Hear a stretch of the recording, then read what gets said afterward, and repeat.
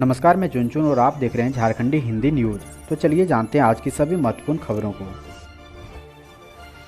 आज की पहली और बड़ी खबर की बात करें तो झारखंड के सभी स्कूलों में अब होगा बिना टीसी अगली कक्षा में नामांकन। जाने क्या है नया दिशा निर्देश। झारखंड के सभी स्कूलों में अब नामांकन बिना ट्रांसफर सर्टिफिकेट के ही हो सकेगा। शिक्षा परियोजना ने इसके संबंधित आदेश सभी जिला की कक्षा 1, 6ठी, 9वीं और 11वीं के लिए जारी कर दिए हैं। नए नियमों के मुताबिक सभी जिलों को बच्चों की आयु के अनुसार ही दाखिला लेने को कहा गया है। कक्षा 9वीं व 11वीं के विद्यार्थियों को बोर्ड का रिजल्ट जारी होने के बाद प्रमाण पत्र जमा करना होगा। राज्य में 1 जुलाई से नया शैक्षणिक सत्र शुरू होगा। नए सत्र में बच्चों के नामांकन को लेकर दिशा निर्देश दिया गया है। बच्चों के नामांकन के लिए राज्य भर में 1 से 15 जुलाई तक विशेष नामांकन अभियान चलेगा।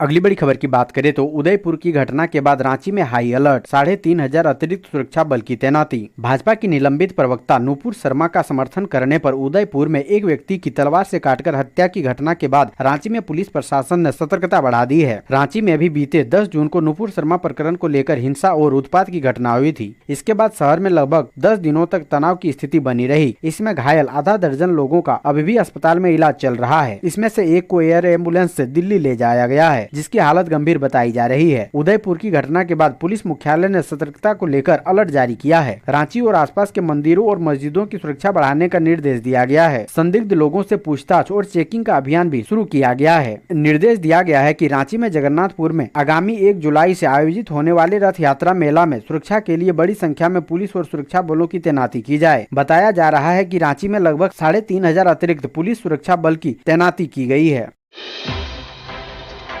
अगली बड़ी खबर की बात करें तो रामेश्वर उरांव का दावा, झारखंड ही नहीं दूसरे राज्य भी चाह रहे जीएसटी राहत बढ़े। झारखंड सरकार ने एक बार फिर केंद्र के सामने यह मांग रखी है कि प्रदेश को जीएसटी के तहत मिलने वाला राहत अगले कुछ वर्षों के लिए जारी रखा जाए। वित्त मंत्री ने जीएसटी कंपनसेशन को कम से कम 5 साल और बढ़ाने की मांग करते हुए पत्र भेजा है। जीएसटी काउंसिल की बैठक में नहीं जाने का कारण पूछने पर वित्त मंत्री रामेश्वर उरांव ने कहा कि पहले ही सभी प्रस्ताव मिल गए थे और इसमें कोई ऐसा मुद्दा नहीं था जिस पर हमारी आपत्ति हो, इसलिए प्रस्ताव विभाग के अधिकारियों को भेजा गया था। रामेश्वर उरांव ने दावा किया कि कुछ भाजपा शासित राज्यों ने भी जीएसटी कंपनसेशन बढ़ाने की मांग की है। हालांकि इस दावे से संबंधित कोई प्रमाण अभी नहीं है।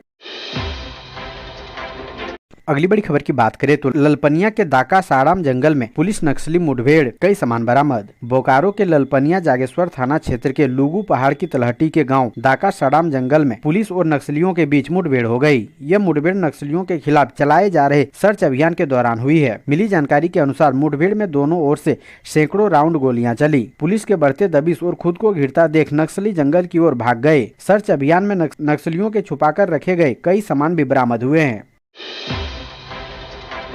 अगली बड़ी खबर की बात करें तो पुलिस मुखबिरी करना पड़ा महंगा, नक्सलियों ने दौड़ा दौड़ा कर मारी गोली। मंगलवार को पश्चिमी सिंहभूम जिला के टेबो थाना अंतर्गत हलमत गांव में पुलिस मुखबिरी के आरोप में बुधनाथ हैसा पूर्ति की माओवादियों ने गोली मारकर हत्या कर दी। घटना घोर नक्सल प्रभावित व भौगोलिक रूप से दुरू क्षेत्र में सुबह 7 बजे की है। बुधनाथ हैसा पूर्ति अपने खेत में ट्रैक्टर से हल कर रहा था। इसी समय माओवादी एरिया कमांडर सालुका कायम 4-5 और नक्सली के साथ पहुंचे। इन्हें देखकर बुधनाथ हैसा पूर्ति दौड़कर भागने लगा, जिसे दौड़ाकर गोली मार दी गई।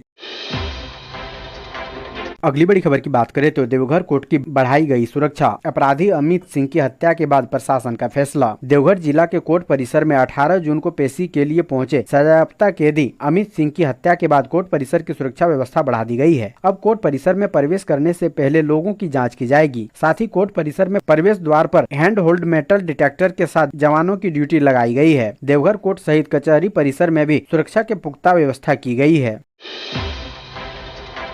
अगली बड़ी खबर की बात करें तो झारखंड हाई कोर्ट ने राज्य के गृह सचिव को किया तलब, सभी जिला कोर्ट में सीसीटीवी लगाने का दिया निर्देश। झारखंड हाई कोर्ट ने राज्य में गवाहों की सुरक्षा के मामले में बुधवार को राज्य के गृह सचिव को अदालत में तलब किया। बीते 8 जून को जमशेदपुर की एक कोर्ट में गवाही देने के कुछ घंटों बाद ही मनप्रीत सिंह नाम के एक युवक की हत्या के मामले में स्वतः संज्ञान लेते हुए कोर्ट ने राज्य सरकार से जवाब मांगा था। इसी मामले में हाजिर हुए गृह सचिव राजीव अरुण एक्का ने अदालत को बताया कि राज्य में गवाहों की सुरक्षा के लिए प्रोटेक्शन एक्ट लागू है और इसके तहत सुरक्षा दी जाती है। हाईकोर्ट ने उन्हें राज्य के सभी जिला अदालतों में हाई सिक्योरिटी सीसीटीवी कैमरा लगाने और सुरक्षा व्यवस्था को दुरुस्त करने का निर्देश दिया है।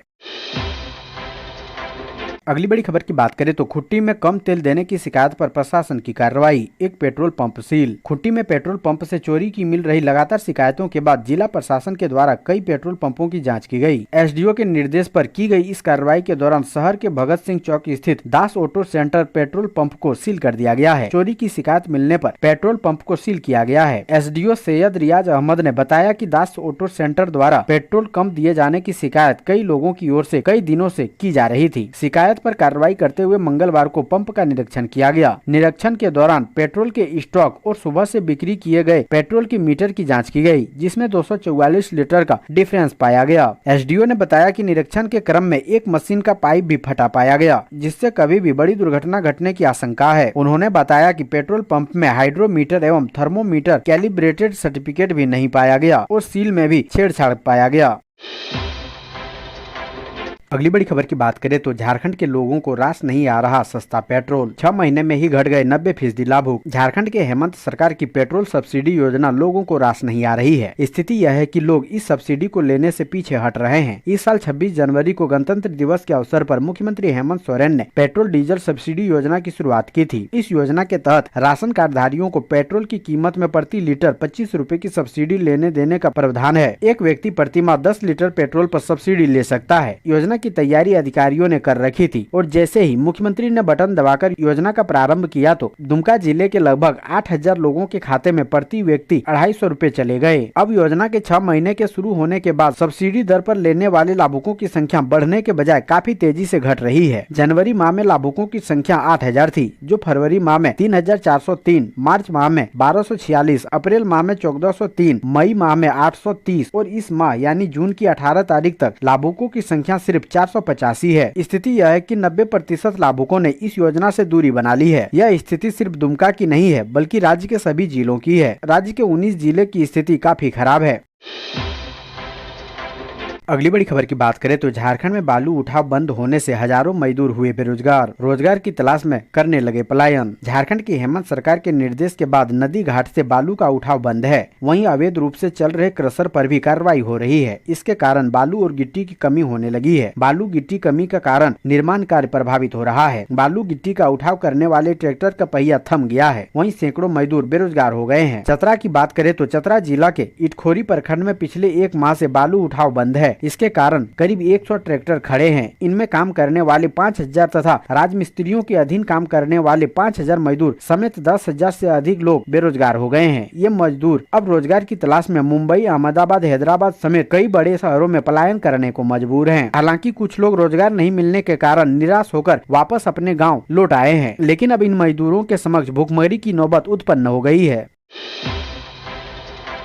अगली बड़ी खबर की बात करें तो जाने किस बीजेपी नेता ने कन्हैया लाल के परिवार से फोन पर की बात, भेजी आर्थिक सहायता। राजस्थान के उदयपुर जिले में मंगलवार को 2 लोगों ने एक दर्जी की उसकी दुकान में घुसकर उसकी बेरहमी से हत्या कर दी थी। दोनों ने हत्या का वीडियो भी बनाया था और इसे बीजेपी की पूर्व प्रवक्ता नुपुर शर्मा की पैगंबर मोहम्मद पर विवादित टिप्पणी का बदला बताया था। उदयपुर में हुई इस घटना के बाद झारखंड के पूर्व मुख्यमंत्री और बीजेपी नेता रघुवर दास ने मृतक कन्हैया लाल की परिवार से टेलीफोन पर बात की है। बीजेपी नेता ने खुद ट्वीट कर इसकी जानकारी दी है। बीजेपी नेता रघुवर दास ने ट्वीट कर कहा है कि दिवंगत कन्हैया लाल जी के परिवार, उनके बच्चों और भाई से टेलीफोन पर बातचीत हुई। कल की विभत्स घटना की जानकारी ली और उन्हें ढांढस बंधाया। पूरे देश आपके परिवार के साथ खड़ा है। मेरी ओर से यथासंभव आर्थिक सहायता भी उनके परिजनों को भेज दी गई है। वहीं एक अन्य ट्वीट में रघुवर दास ने कहा कि इस नृशंस हत्या के शिकार कन्हैया लाल के परिजनों को 1 करोड़ रुपए और एक सरकारी नौकरी का मुआवजा देने की राजस्थान सरकार से मांग करता हूं। दोषियों को ऐसी सजा मिले जो जिहादी मानसिकता वालों के लिए एक सबक हो और भारत में ऐसी हिमाकत दोबारा न करे।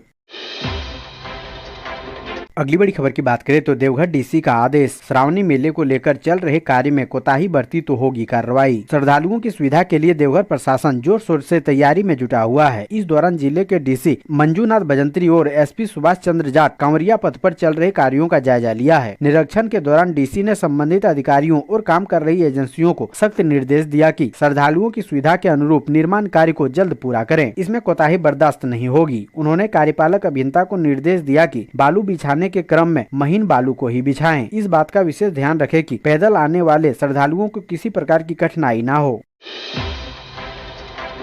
अगली बड़ी खबर की बात करें तो दिन दहाड़े अपराधियों ने इंडियन बैंक से लूटे लगभग 40 लाख रुपए। 6 अपराधियों ने 15 मिनट में घटना को दिया अंजाम। चास थाना अंतर्गत धनबाद टाटा हाईवे 50 गुरुद्वारा के पास इंडियन बैंक में बाइक सवार 6 अपराधियों ने लगभग 40 लाख रुपए की लूट की घटना को अंजाम दिया है। सभी अपराधी हथियार और आग्नेयास्त्र से लैस थे। इसमें से 4 के पास पिस्टल थी तो 2 के हाथ में देसी बम था। सभी ग्राहक एवं बैंक कर्मियों का मोबाइल एक जगह रखने के बाद सबको बाथरूम में बंद कर दिया गया था। महिला कैशियर व गार्ड को अपने कब्जे में लेकर मारपीट की गई और बोल्ट का चाबी लेकर बोल्ट खोल सारा कैश लूटने के बाद कैश काउंटर में रखे रुपए भी लूटकर अपराधी धनबाद एवं चंदन कियारी की ओर अलग अलग दिशा में फरार हो गए। बताते चले कि घटना के वक्त बैंक में भीड़ भाड़ नहीं था, केवल 3-4 ग्राहक ही मौजूद थे। घटना लगभग दोपहर 1 बजे की है। घटना की जानकारी मिलते ही मौके पर पुलिस अधीक्षक सहित सभी आला अधिकारियों के साथ चास पुलिस पहुंचकर मामले की जाँच में जुटी है।